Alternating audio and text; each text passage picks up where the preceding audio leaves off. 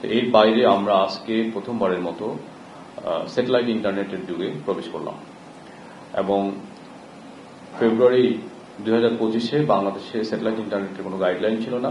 মাননীয় প্রধান উপদেষ্টা বাংলাদেশে উদ্যোক্তা বান্ধব এবং একই সাথে গ্রাহক বান্ধব বিকল্প তৈরি করার জন্য একটা টেকসই ব্রডব্যান্ড ইন্টারনেটের বিকল্প তৈরি করার জন্য আগ্রহ প্রকাশ করেছেন এবং সে মতে স্পেস এক্সের সিইও এলন মাস্কের সাথে কথা বলেছেন এবং তাকে অনুরোধ করেছেন যাতে 90 দিনের মধ্যে এই সেবাটা বাংলাদেশের গ্রাহকদের জন্য উন্মুক্ত করা হয়। মাননীয় প্রধান উপদেষ্টার এই আহ্বানকে সামনে রেখে আমরা বিডা থেকে, বিটিআরসি থেকে এবং ডাক টেলিযোগাযোগ তথ্য প্রযুক্তি মন্ত্রণালয় থেকে এবং মাননীয় প্রধান উপদেষ্টার কার্যালয়ের সবার সার্বিক সহযোগিতায় আমরা মাত্র 3 মাসের মধ্যে একটি এনজিএস নন জিও স্টেশনারি স্যাটেলাইট গাইডলাইন তৈরি করতে সক্ষম হই।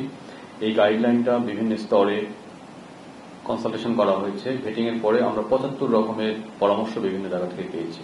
এই পরামর্শগুলো আমলে নিয়ে স্যারের যে ডেডলাইন, এই ডেডলাইনটাকে মিট করে আমরা এনজিএসও গাইডলাইনটা পাস করি এবং এরপর প্রথম আবেদনকারী হিসাবে স্টারলিংক এই এনজিএসও গাইডলাইনের জন্য আবেদন করে। তার আগে স্টারলিংক বিডায় রেজিস্ট্রেশন করে, অর্থাৎ বাংলাদেশের যে আইনি প্রসেসগুলো আছে এই প্রক্রিয়াগুলো পুরোপুরি ফুলফিল করে বিডায় রেজিস্ট্রেশন নিবন্ধন নেয় এবং তারপরে তারা বিটিআরসিতে লাইসেন্সের জন্য আবেদন করে এবং সেটা যথাযথভাবে যে ফি আছে সেই ফি দেয়, ফরেন কারেন্সিতে ফি দেয়, ফি দিয়ে তারা আমাদের কাছ থেকে লাইসেন্স পায়।